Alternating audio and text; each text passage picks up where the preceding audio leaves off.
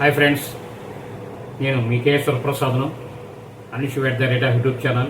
ఈరోజు మీకు వీడియోలో బ్యాంక్ నుంచి తొలిసారిగా లోన్ తీసుకునే వారికి మినిమం సివిల్ స్కోర్ నిబంధన తప్పనిసరి కాదని కేంద్ర ప్రభుత్వం వారు స్పష్టం చేశారు. ఈ విషయాలపై ఇటీవల పార్లమెంట్ సమావేశాల్లో కేంద్ర మంత్రి గారు పంకజ్ చౌదరి క్లారిటీ అనేది ఇచ్చారు. సివిల్ స్కోర్ తక్కువగా ఉందన్న కారణాలతో బ్యాంకులు అప్లికేషన్స్ రిజెక్ట్ చేయలేమన్నారు ఇక మీదట. మరోవైపు క్రెడిట్ ఇన్ఫర్మేషన్ ఇచ్చే కంపెనీలు ₹100 మించి ఛార్జ్ చేసేందుకు అనుమతి లేదని కూడా ఆయన ఇదే ప్రకటనలో తెలియజేశారు.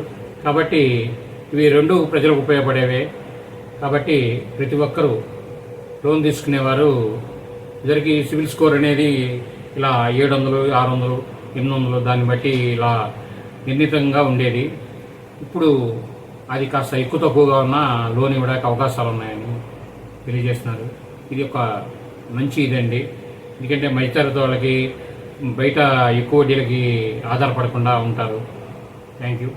ఈ వీడియో మీరు పూర్తిగా చూసిన ధన్యవాదాలు. మేము మరిన్ని వీడియో చేయడం కోసం మీరు సబ్స్క్రైబ్ చేయండి, లైక్ చేయండి, షేర్ చేయండి.